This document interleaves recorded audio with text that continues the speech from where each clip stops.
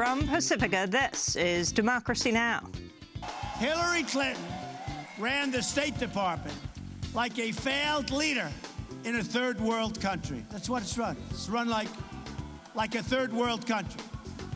She sold favors and access in exchange for cash. She sold it. What Trump has said is ridiculous. My work as Secretary of State was not influenced by any outside forces. New questions arise over Hillary Clinton and the Clinton Foundation as the AP reveals more than half the private citizens she met with as Secretary of State had donated to the Clinton Foundation. Was she selling access to the State Department?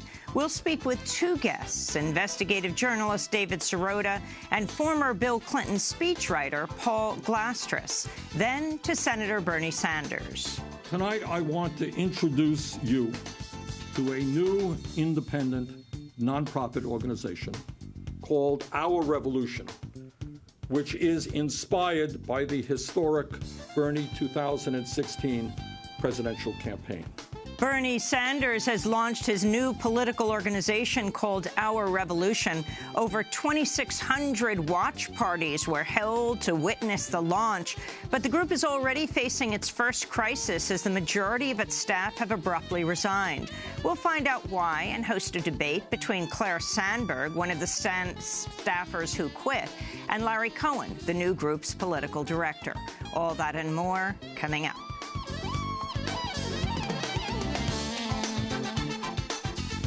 Welcome to Democracy Now!, democracynow.org, the War and Peace Report. I'm Amy Goodman. In Italy, the death toll continues to rise from a devastating 6.2 magnitude earthquake. At least 247 people are confirmed dead. Dozens more are still missing as search and rescue teams are using everything from bulldozers to bare hands to scour the rubble for bodies and survivors.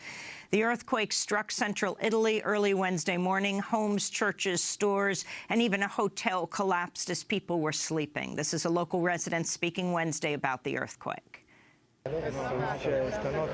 Tonight will be our first nightmare night, because last night I woke up with a sound that sounded like a bomb. It was deafening. And then it was also disheartening, because everything was collapsing on me.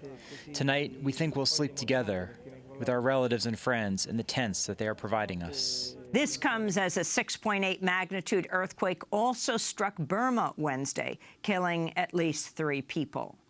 In Afghanistan, at least 12 people have been killed in an attack on the American University in Kabul. 7 of the victims were students. The attack began with a car bomb explosion. Gunmen then forced their way into the university and opened fire. So far, no one has claimed responsibility for the attack. 2 weeks ago, American University of Afghanistan temporarily suspended campus operations after 2 teachers, an Australian and an American, were kidnapped at gunpoint. In news on Colombia, government officials and FARC rebels signed an historic peace accord during a ceremony in Havana, Cuba, Wednesday. The signing is the latest step in the effort to end one of the world's longest conflicts.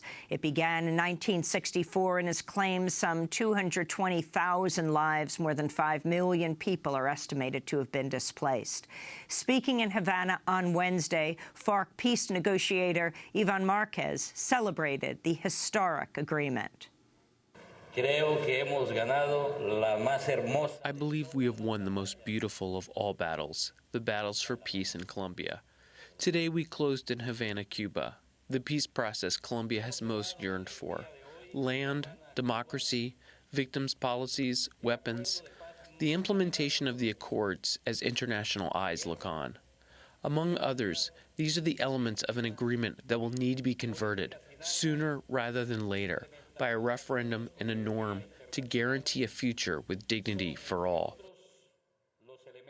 In news from the campaign trail, Hillary Clinton has slammed a new Associated Press investigation into her meetings with Clinton Foundation donors while she served as Secretary of State. The investigation revealed more than half the private citizens she met with had donated to the Clinton Foundation.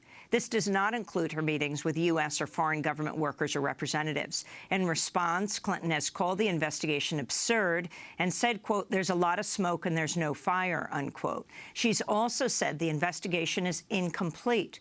But the AP says it's been asking for the schedules for 3 years and that what's been released thus far covers only half of her 4-year tenure. We'll host a debate about the Clinton Foundation after headlines. Meanwhile, British politician Nigel Farage joined Donald Trump at a campaign rally in Mississippi Wednesday. Farage was one of the leaders of Britain's campaign to leave the European Union, known as Brexit. Trump has praised Brexit, saying the British people had, quote, taken their country back. Farage did not endorse Trump Wednesday, but he did slam Hillary Clinton. If I was an American citizen, I wouldn't vote for Hillary Clinton if you paid me. You can go out. You can beat the pollsters. You can beat the commentators. You can beat Washington.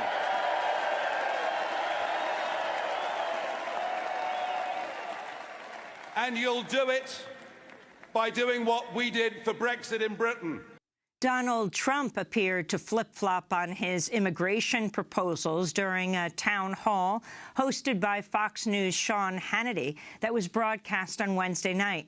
Trump has made the mass deportation of 11 million undocumented immigrants one of the cornerstone proposals of his campaign.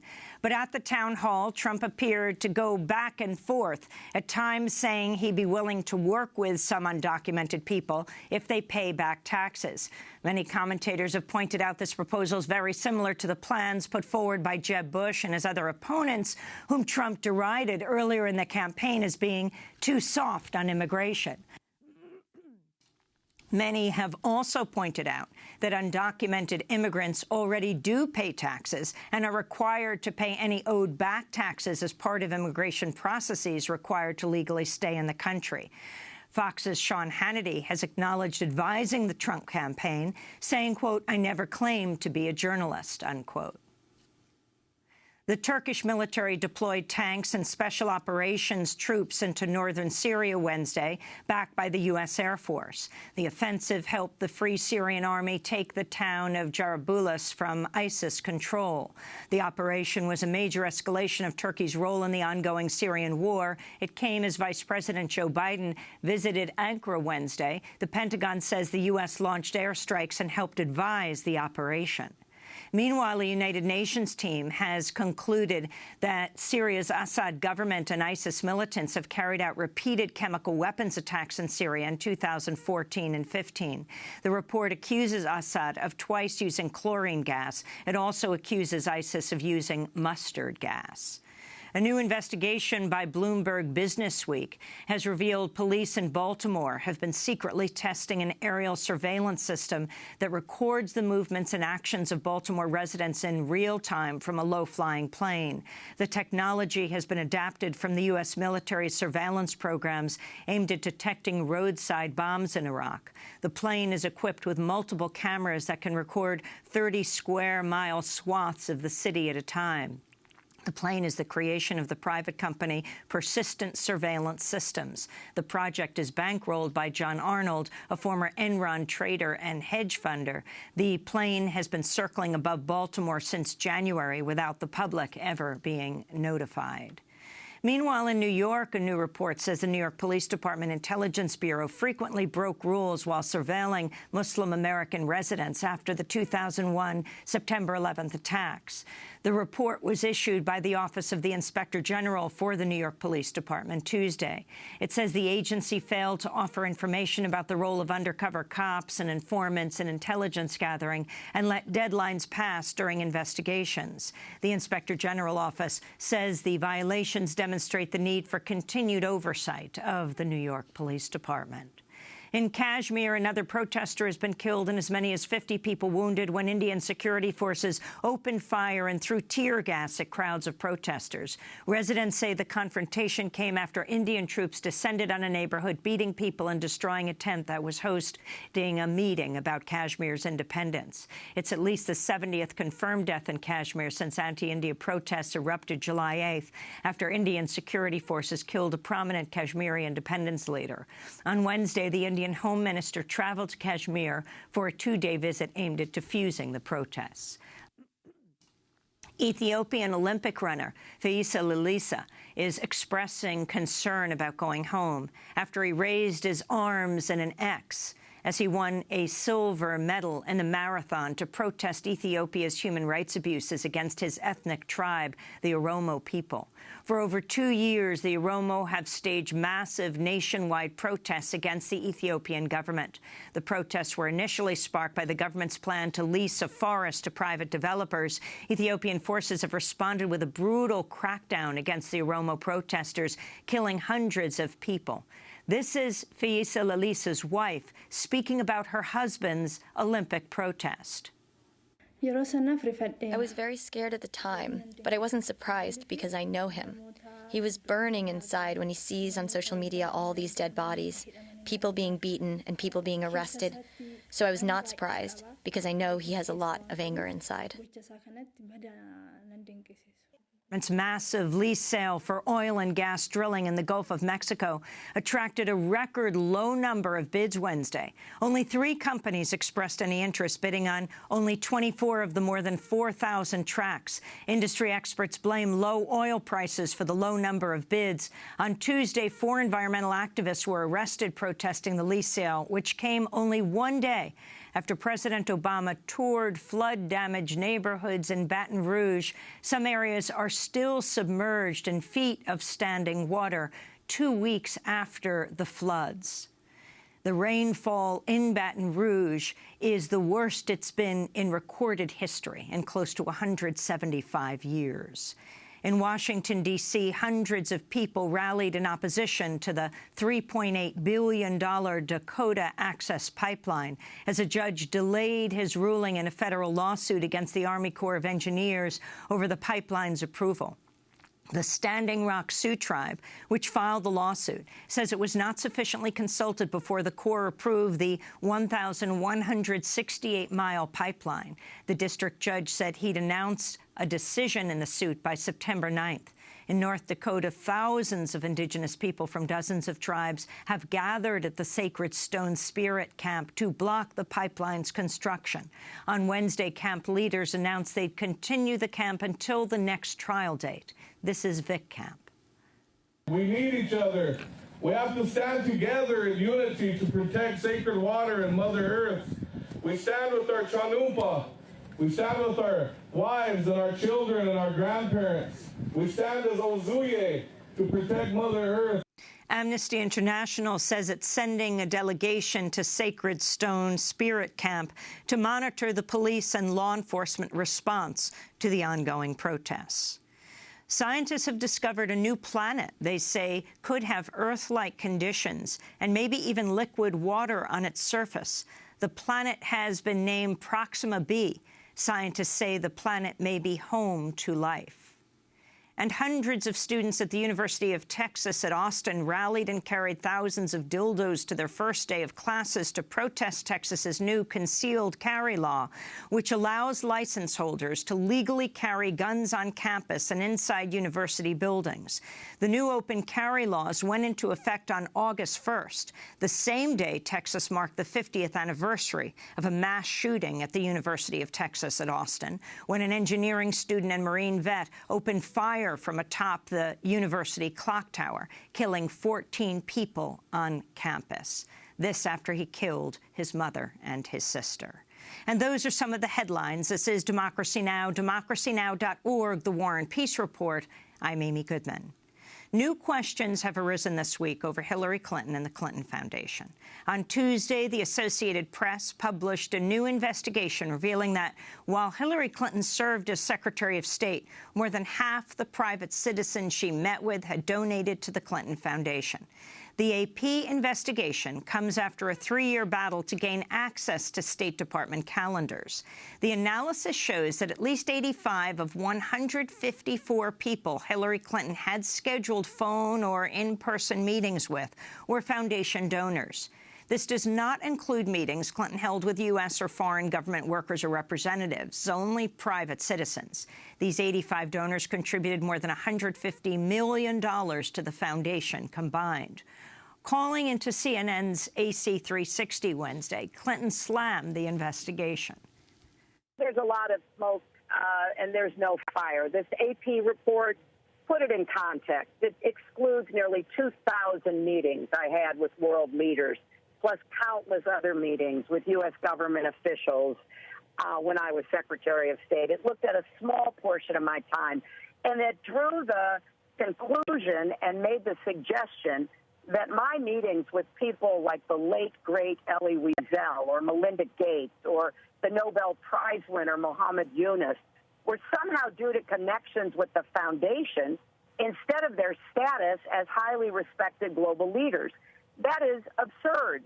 These are people I was proud to meet with, who any Secretary of State would have been proud to meet with, to hear about their work and their insight. The AP says it's been asking for the State Department schedules for 3 years, and that what's been released thus far covers only half of her 4-year tenure. Republican presidential nominee Donald Trump, who himself has donated $100,000 to the Clinton Foundation, has accused Clinton of selling access to the State Department. We're going to end government corruption. Hillary Clinton ran the State Department like a failed leader in a third world country. That's what it's run. It's run like a third world country. She sold favors and access in exchange for cash. She sold it. Questions have also arisen over what will happen to the Clinton Foundation if Hillary Clinton wins the presidency. According to a new report in the Wall Street Journal, the Clinton Foundation will stop accepting corporate and foreign donations, but an exception may be made for the Clinton Health Access Initiative. The Journal also reports former President Bill Clinton will leave the board, but that Chelsea Clinton plans to stay on it. Well, for more, we're joined by two guests. David Sirota is the senior editor for investigations at the International Business Times. His most recent article is titled, "Was There Pay to Play at the Clinton Foundation?" We're also joined by Paul Glastras, editor-in-chief of the Washington Monthly. He was President Bill Clinton's chief speechwriter from 1998 to 2001. We welcome you both to Democracy Now! Paul Glastras, let's begin with you. What's your reaction to these revelations of the Associated Press? Well, you know, I read the story very carefully. I think Secretary Clinton kind of got it right. This was a eyebrow-raising piece of math that said half of the private sector people she met with in her first 2 years were Clinton donors. Basically, there's two issues here. One, did people who gave to the foundation have special access?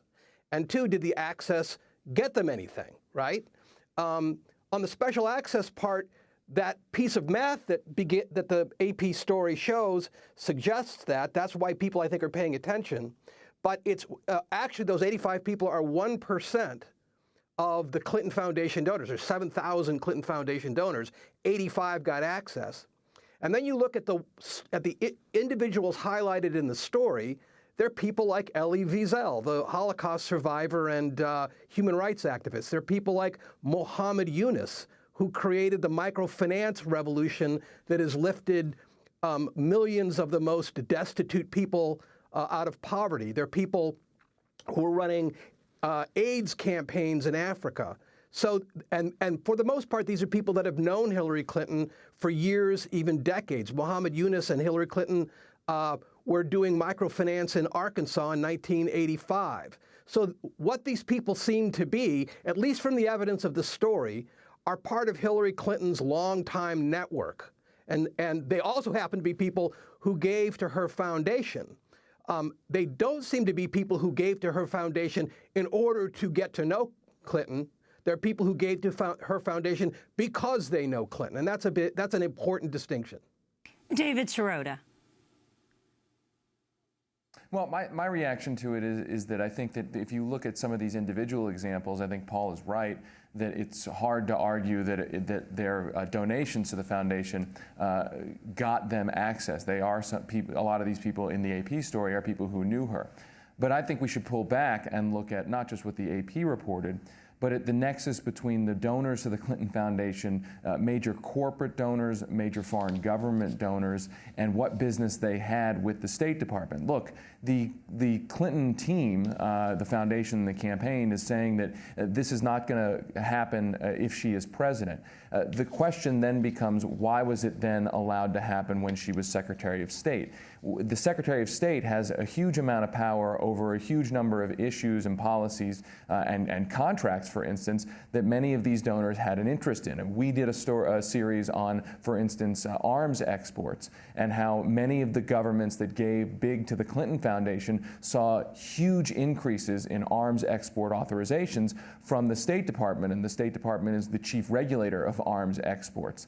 There have been stories about foreign governments giving, like Algeria gave $500,000 to the Clinton Foundation at a time when it was lobbying the State Department on human rights issues. You had a situation that the Wall Street Journal reported where Hillary Clinton herself intervened in a case dealing with taxes with UBS, a Swiss bank, and then suddenly after that, UBS began donating big to the Clinton Foundation. So there are many examples of, I mean, there's oil companies. That's another one I should mention right now, which is that oil companies were giving a big to the Clinton Foundation while lobbying the State Department successfully for the passage of the Alberta Clipper, the tar sands pipeline. So again, there are many of these examples where the people and corporations that were lobbying the State Department were giving huge to the Clinton Foundation. Do we know that that money made those deals and access about those deals happen? I don't think we know, but here's the key point. The key point is that ethics rules have typically been in place in states and at the federal level that have said we want to prevent the appearance or the potential for conflicts of interest because we understand that if the appearance or the potential for a conflict of interest is there, we can't know if those conflicts are operationalized, that there are so many ways for them to be operationalized that we need to prevent the potential and appearance of a conflict of interest or potential appearance of a conflict of interest. And that is really what's at issue here. So can you respond to that, Paul Glasters? Well, that's a whole lot of examples, and I can't respond to, each one individually. But I think we have now two big investigations, one by the AP, the other as a result of the Conservative Judicial Watch lawsuit that showed various members of the ex-members of the Clinton Foundation and others trying to get meetings with Secretary Clinton. And in virtually every case, the Secretary's people made the right choice. So when an ex-Clinton Foundation official wanted a visa granted to a soccer player who had committed a felony, the answer became no. When the Crown Prince of Bahrain wanted a special meeting with Senator Clinton, Secretary Clinton, they said, let's have it go through official channels, and he got the meeting, which is, of course, what he should have done. When Mohammed Yunus then asked for help because the government of Bangladesh was sort of destroying his leadership team at the bank that he created, and the entire international community said that that was wrong, she did act. So in each of the situations where we have these internal records of what she did and who she met with, she did the right thing. And I don't think there's a lot of dispute about that. So we don't know what happened in these other instances, but we have had this kind of deep forensic now from some very, very, with some very, very good data, and it's shown a very tight ship and a very ethical set of choices. So, you can always raise these issues, but, the facts we have from this reporting pretty strongly shows that there were not favors granted for any of this. No But favors. can I just? David, I mean, go ahead. the Bahrain example is a very good example. I mean, that is a very. I'm glad you brought it up. The Bahrain example, we saw that the email came in from the Clinton Foundation. The Crown Prince of Bahrain has given the Clinton Foundation $32 million. And I don't think anybody's going to sit up and say that the Crown Prince, one of the top leaders in a dictatorial regime, is giving money. We haven't heard anyone argue that money from dictators typically comes because dictators want to reduce poverty in the world. So money is coming into the Clinton Foundation from the Crown Prince of Bahrain. The Clinton Foundation reaches out to the State Department and says he is a good friend of ours, this person from this autocratic regime, head of the military there. The State Department says that the Crown Prince had already reached out to them and that Hillary Clinton wasn't sure she wanted to have a meeting with him. And then subsequently, the meeting happens. And what happens after, we don't know if that meeting actually happened, but the State Department said it was going to happen. But subsequently, after that, what happened is that Bahrain saw a major increase in U.S. arms export authorizations from the Clinton State Department at a time that Bahrain was facing the Arab Spring uprisings and was accused of human rights violations in crushing those protests. So did the money and the Clinton Foundation relationship ultimately lead to those arms export deals? We don't know. Did it potentially get access for that leader at that time? There's certainly evidence that could have happened. And again, the question that this all revolves around is, why was the potential for a conflict of interest allowed to exist at the State Department when the Clinton campaign and the Clinton Foundation now says it's now unacceptable if Hillary Clinton would be president? What is the difference there? Well, can I address that particular point? Go ahead, Paul Glastris. So the rules of Hillary Clinton and the existence of the foundation and what they could and couldn't do were hashed out by the Obama White House and Hillary Clinton. So the rules she lived under were the Obama administration's rules. Moreover, the decision to sell arms to this or that country, though the State Department is the regulator, the ultimate regulator, these are made in interagency discussions pushed more by the Pentagon and the White House and other parts of the government than anywhere else. So there's no indication that Bahrain was, by putting money into the Clinton Foundation, it was influencing the Defense Department that wanted to sell these weapons. So you can question whether they should or shouldn't have. They were right in the middle of orchestrating the Iran thing, and they had restive Sunni nations. So this was all, if you like the Iran deal, you have to balance that out. So, but this is a function of what the Clinton Foundation and the Clinton Global Initiative is.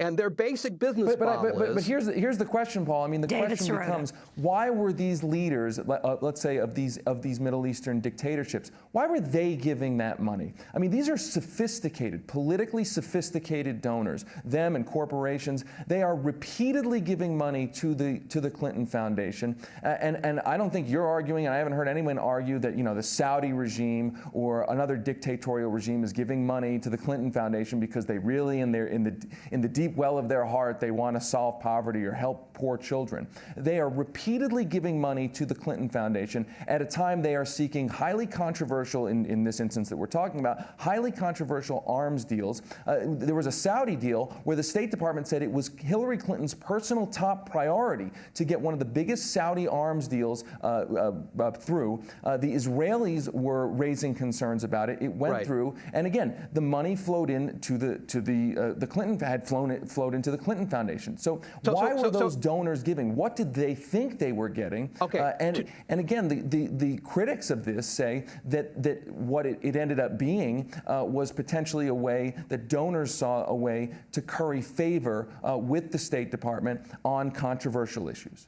Right. Okay. 2 points. One, the reason the Clinton State Department and the entire Obama administration was willing to give a lot of arms to the Saudis and the Bahrainis was that they were tubing the Saudis and the Bahrainis by trying to open negotiations with Iran. Everybody knows this. It's not we don't need to kind of find some nefarious payoff in order to understand the policy. You can agree with the policy or disagree with the policy, but if you're in favor of the opening of Iran, it's hard to say they shouldn't have sold these arms to the Sunnis. They were trying to keep a balance of power going in order to bring some kind of peace and resolution of these nuclear issues.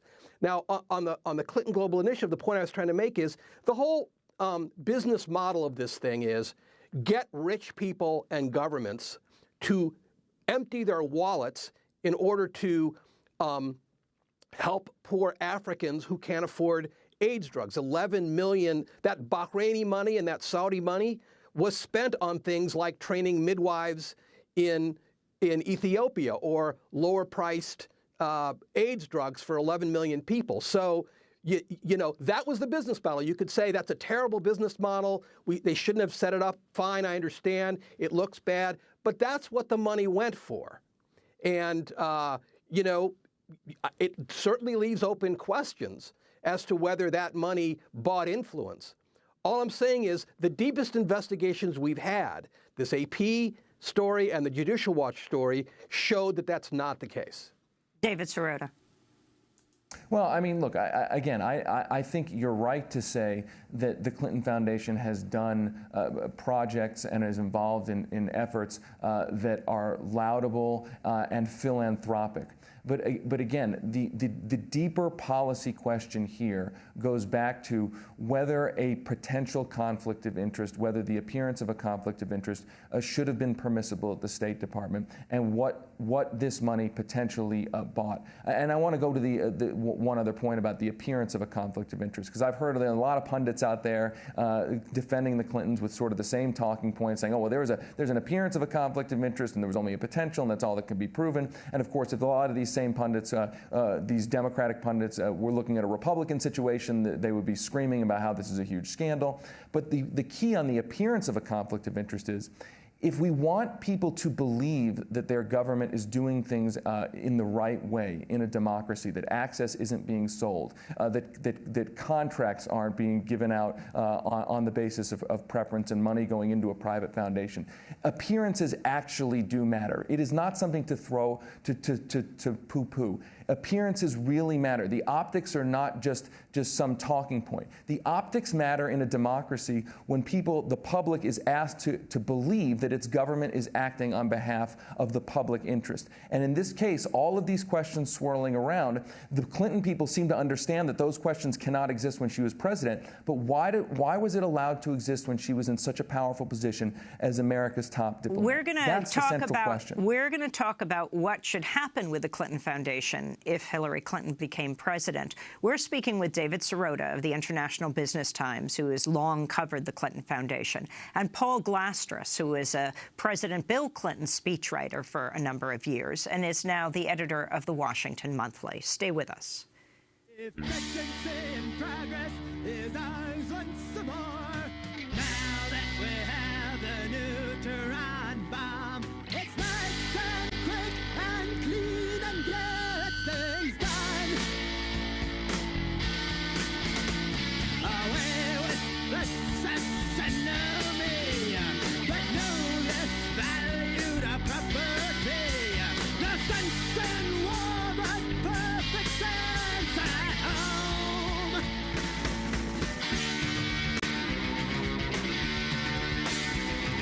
The sun beams down on a brand new day. No more welfare tax to pay. And something Salem's gonna be flashing a light. The jobless millions whisked away. At last we have more room to play. Our systems go and kill the poor tonight. Gotta kill the poor. Kill the poor. Kill the poor tonight.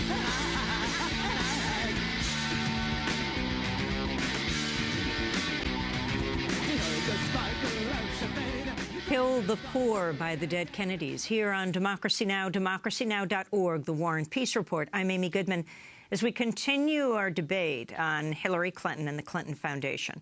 On Tuesday, the Associated Press published a new investigation revealing that while Clinton served as Secretary of State, more than half the private citizens she met with had donated to the Clinton Foundation. Republican presidential nominee Donald Trump has accused her of selling access. Last night, Clinton called in to CNN's AC 360 with Anderson Cooper. What Trump has said is ridiculous. My work as Secretary of State was not influenced by any outside forces. I made policy decisions based on what I thought was right to keep Americans safe and to protect U.S. interests abroad. The foundation is a charity. Neither my husband nor I have ever drawn a salary from it. You know more about the foundation than you know about anything concerning Donald Trump's wealth, his business, his tax returns. Speaking in Ohio this week, Donald Trump urged the Justice Department to appoint a special prosecutor to investigate if donors to the Clinton Foundation got special treatment from the State Department. The Clintons made the State Department into the same kind of pay-for-play operation as the Arkansas government was. Now, think of what happened back then. Think about it. And I love the state of Arkansas. We're winning it big. But I'll tell you, they know what went on. They know, and they're not happy. Pay the Clinton Foundation huge sums of money and throw in some big speaking fees for Bill Clinton, and you got to play. You got to do what you wanted to do. It's pretty sad. This is in front of the State Department. This is in front of the State Department. And long before that, you should have seen what they were doing in Arkansas. Same old story, folks. The amounts involved, the favors done, and the significant number of times it was done require an expedited investigation by a special prosecutor immediately. That's Donald Trump, who himself gave $100,000 to the Clinton Foundation. We're speaking to two guests, David Sirota, senior editor for investigations at the International Business Times. His most recent piece was their pay-to-play at the Clinton Foundation. And Paul Glastras, editor-in-chief of the Washington Monthly, President Bill Clinton's chief speechwriter from 1998 to 2001. A special prosecutor, Paul Glastras, what do you think about that? Not going to happen. You know, a silly Donald Trump-ism. Look, the point I was making before the break is, and I agree with David Sirota, the appearances raise questions. The appearances of these donors who also have business in front of the State Department raise questions. We've just, speaking of special prosecutor, we've just had two deep investigations, sort of like random audits of whether any of this is true. We have now scores of examples of attempts to gain access, attempts to get favors. In every case that we have on the record, through these investigations, we see that Hillary Clinton and her staff did the right thing. Does that mean in every case they did the right thing? No, but we know more about Hillary's State Department and the inner workings of the decisions than we have on almost any cabinet secretary that one can think of. You know, in the Bush administration, George W. Bush's administration, his father had the Points of Light Foundation. People were giving money to the Points of Light Foundation, a charity not unlike the Clinton Foundation. And we don't know anything about who gave, what favors were asked for, what access there was, partly because the Bush administration expunged accidentally all of its emails, but partly because nobody ever asked those questions. Well, let me let David Sirota respond. And as we wrap up, what should happen to the Clinton Foundation if Hillary Clinton were to become president? David Sirota. Well, special prosecutor, I agree. I don't think it's going to happen. I mean, the Obama administration has barely hasn't prosecuted Wall Street after the financial crisis. The FBI said had raised questions about what it found with the Clinton Foundation, didn't move forward. So I think politically, the idea of the Obama administration investigating Hillary Clinton, Bill Clinton, is just not going to happen. But there's still a lot of issues swirling around. I mean, the other issue outside the foundation is, you know, Bill Clinton was paid millions of dollars from companies personally for speaking engagements. At the very same time, these companies were lobbying the State Department. A special prosecutor is the only real way to get subpoena power to uncover and find out what really fully happened. And Paul mentioned that there were investigations, but that didn't have subpoena power, and you're sort of at the mercy of Freedom of Information Act requests that the Obama administration itself has power over. And Paul's point will that a special prosecutor happen? We don't know. And Paul's point that George H.W. Bush also had a foundation when his son was president? Look, certainly this is an issue that has existed for a long time, and I think a lot of people in the public are saying, well, at least it's a good thing that there's more scrutiny happening on this set of issues, presidential foundations and the like, and it's going to be interesting to see what happens moving forward. You asked what's going to happen to the Clinton Foundation. I'm a journalist. I don't kind of offer up what I think should happen. I think there are folks out there, critics on the Republicans, maybe purely opportunistic partisans, if you will, saying that it should be shut down. There is going to be, the Clintons have agreed to this, an effort to effectively unwind the foundation to try to preserve what it does that's good, but unwind and extricate their relationships from it. I think that's likely to happen in some way, although the Washington Post, I believe, reported that the policy they've put out, the promises they've made, will not fully end all the kinds of donations that are at issue here that we're discussing today. And Paul Glastras, do you think it should shut down, or President Clinton should step down from the board? The discussion now that Chelsea Clinton would remain on the board? Well, I'm a little melancholy about the whole thing because this is, a spectacularly successful organization at helping, millions and millions of deserving poor people around the world. And you extricate the Clintons from that, you extricate the political juice and energy and vision behind that, so it won't be the same organization that it was before. And I think that's why the Obama administration thought, it was okay and the right choice to keep it going, to allow what happened to happen. But given all these questions, I suppose it's really the only sensible thing. And, I don't know if, it makes sense for Chelsea to run it or not. But haven't really thought that through. So if she's going to be president of the United States, yes, I think it probably should be wound down, as David said, in some, the best parts kept going. I'm just a little sad about it because it's done a tremendous amount of good. Well, we're going to leave it there, but continue to follow this issue. I want to thank Paul Glastras, editor-in-chief of the Washington Monthly, former President Bill Clinton speechwriter, and David Sirota. We will link to your pieces at the International Business Times. This is Democracy Now! When we come back, Bernie Sanders has launched a new organization. There were 2,600 parties last night to hear him speak. We'll have a debate. Stay with us.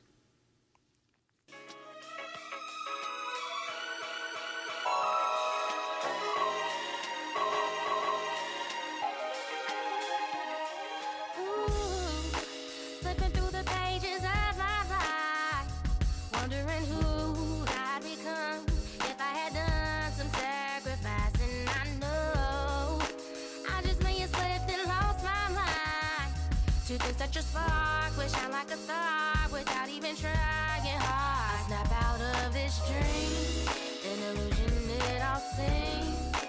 Now I find myself catching up with reality. I'll follow destiny, be who I'm supposed to be. 'Cause current circumstance, they just ain't working out for me. I'm waking up. Trying to escape this mind control.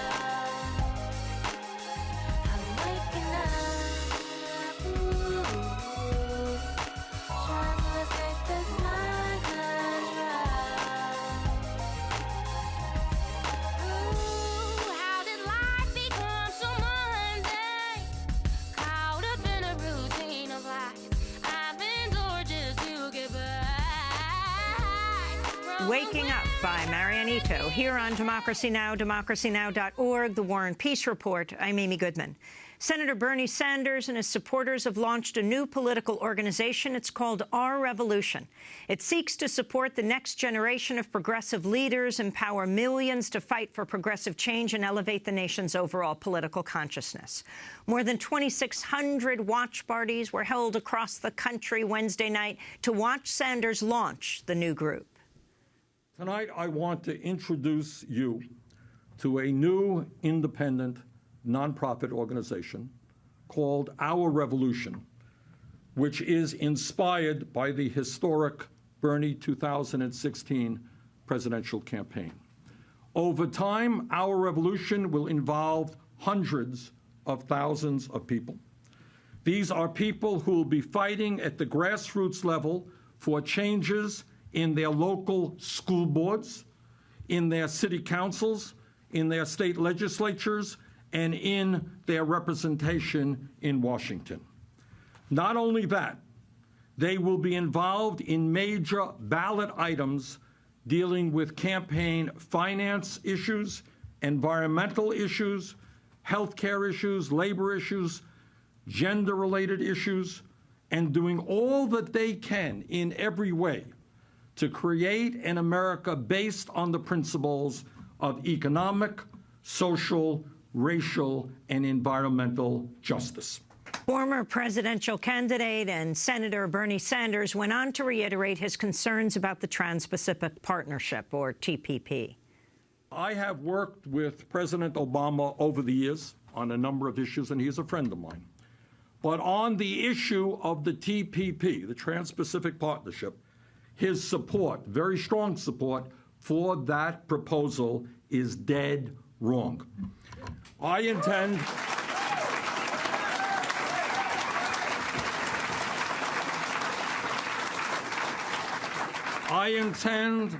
to work with trade unions all over this country, environmental groups all over this country, religious groups all over this country, to do everything that I can as Vermont Senator to defeat the TPP if it comes up in Congress in the lame duck session.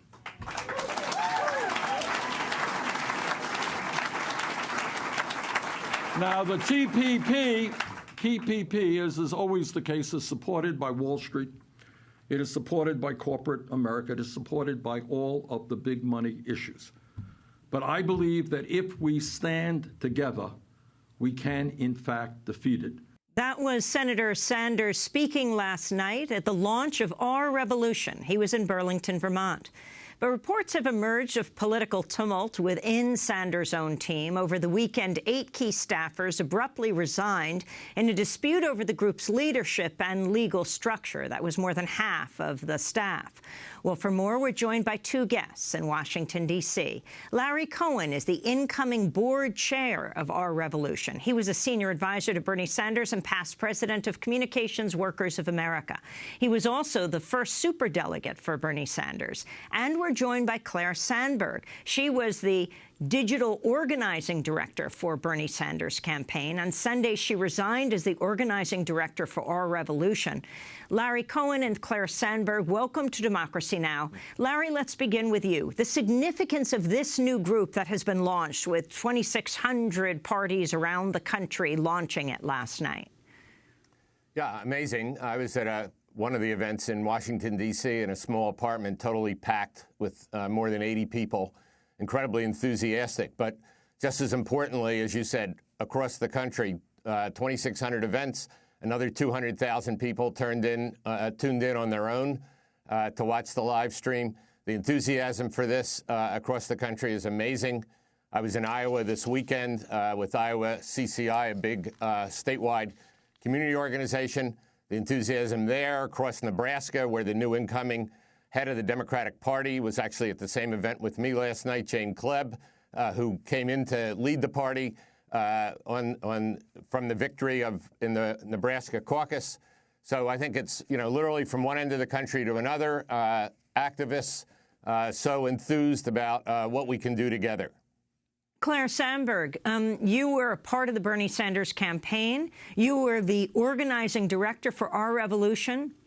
But right before it launched last night, you and more than half the staff quit. Why? Yes. Well,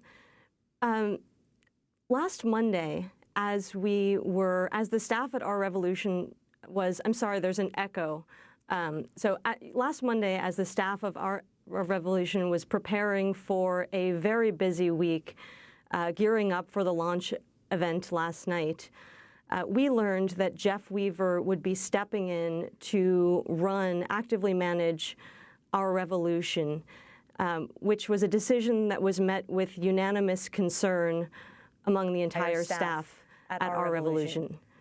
And now Jeff Weaver was the campaign director of Bernie Sanders during his presidential campaign.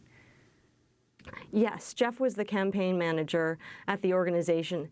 And all of us who worked on the campaign who moved over to Our Revolution did so based on the promise that Jeff Weaver would not be involved in Our Revolution, or that his role would be strictly constrained as a legal advisor or a board member who would have somewhat of a token role.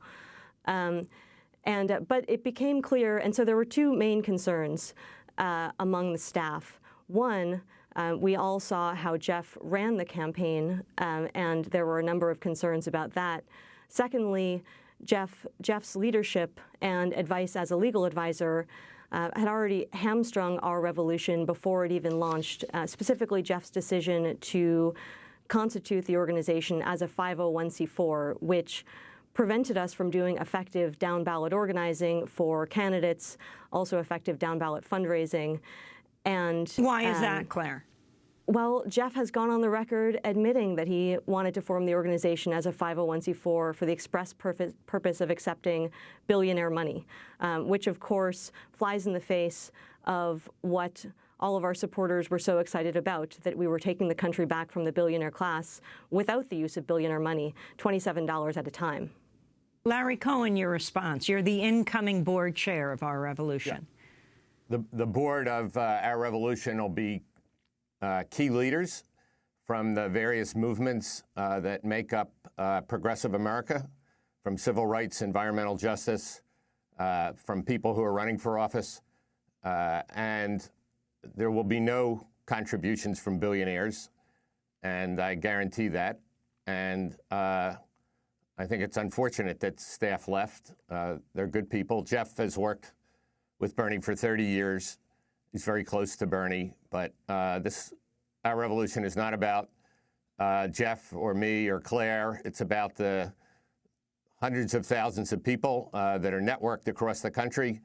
My job as board chair, the board will be all volunteers, is to support those networks and those people and to continue the political revolution that we saw in this campaign and that has its ancestry from the many movements in this country. Claire Sandberg, the idea that it's larger than any one person and why you couldn't be a part of it moving into the future, given that you so clearly endorse the tenets of the organization, you know, that's political philosophy. Yes, and it was an anguishing decision for all of us, and we thought about it for some time. The majority of the staff who resigned did not do so until almost a week later on Sunday, when 7 people resigned. We did that after thinking very hard about it, expressing our concerns repeatedly, saying we didn't think we could work for Jeff. And I would say that the concerns were really twofold. One, that under Jeff's leadership, the organization would not be well run, given how we saw that he ran the campaign. And secondly, that Jeff wanted to take the organization down this path of accepting billionaire money, and specifically had chosen a legal structure for the organization that had already prevented us from doing effective organizing for candidates like Tim Canova, who has talked about how we have left him hanging, which is true. As the group was formed as a C4, we legally couldn't coordinate with Canova, couldn't return his calls, couldn't mobilize thousands of Bernie supporters locally in Miami or across the country to participate in his field operation because we couldn't talk to him. The same thing. Explain what you mean by this. Well, a 501c4 organization has a number of problems with it. One, federal office holders cannot be involved in 501c4 organizations. So there is a real question about whether Bernie could even be involved as a spokesperson, as someone who could send out emails.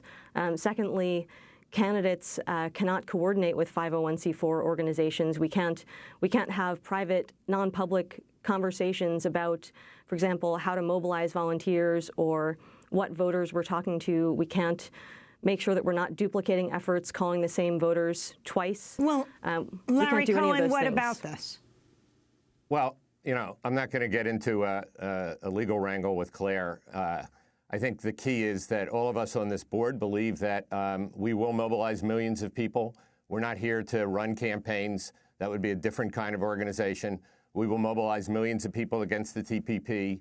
We will enable people to donate to campaigns. We will be involved in 8 ballot measures that are on the website right now, ourrevolution.com, that range from getting big money out of politics to single-payer health care in Colorado. We will be supporting, great candidates from Pramila Jayapal, who's running for Congress in Seattle, to people running for school board. So this is not, none of us on this board, and the design of this is not to run campaigns. The design of this is really to continue the political revolution. On Wednesday evening, Senator Sanders stressed the importance of electing progressive candidates at the local level. As Americans, our goal must be to elect progressives at every level. And I want to mention just a few of the progressive candidates who our revolution will be supporting. And there will eventually be over 100 of them in every region of our country, candidates from the school board to the United States Senate. Vernon Miller, a Native American, is running for the school board in Nebraska. And let me tell you, we need hundreds of candidates all over this country to run for school board.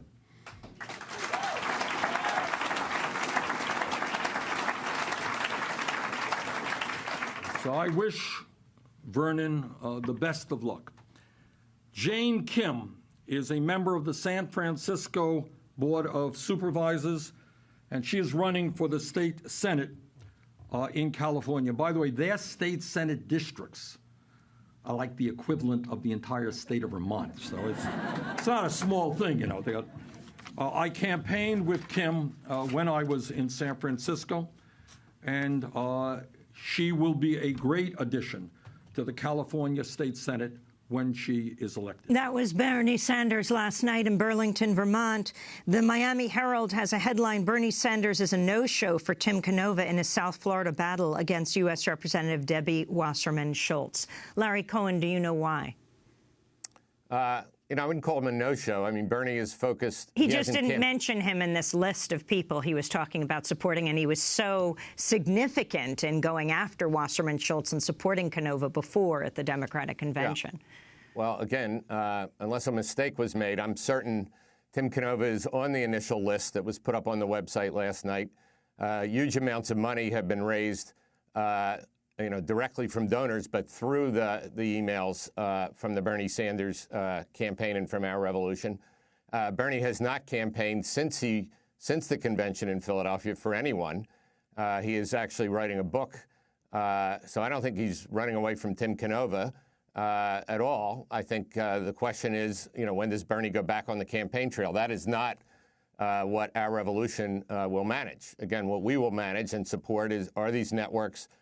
People that are pushing to reform the Democratic Party, as I mentioned, at the state level, like a Jane Klebb, at the local level, independents, like 2 candidates running for the Richmond, California City Council, in many cases Democrats, in many cases not.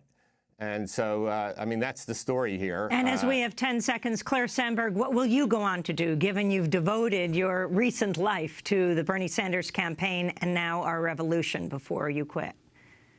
Myself and the other people who resigned will fight to continue the political revolution however we can and do the work that we hope to do through this organization in some fashion. I want to thank you both for being with us. Claire Sandberg, former organizing director for Our Revolution, and Larry Cohen, incoming board chair of Our Revolution. And, of course, we will continue to cover it. This is Democracy Now! That does it for our broadcast. A very special belated happy birthday to Julie Crosby. Democracy Now! Is produced by Mike Berkner, Min Shea, Carla Wills, Laura Gottesdiener, Dina Guzder, Sam Alcoff, Robbie Karen, Honey Masood, Tarina Nadura, Andre Lewis. I'm Amy Goodman. Our website's democracynow.org. Thanks so much for joining us.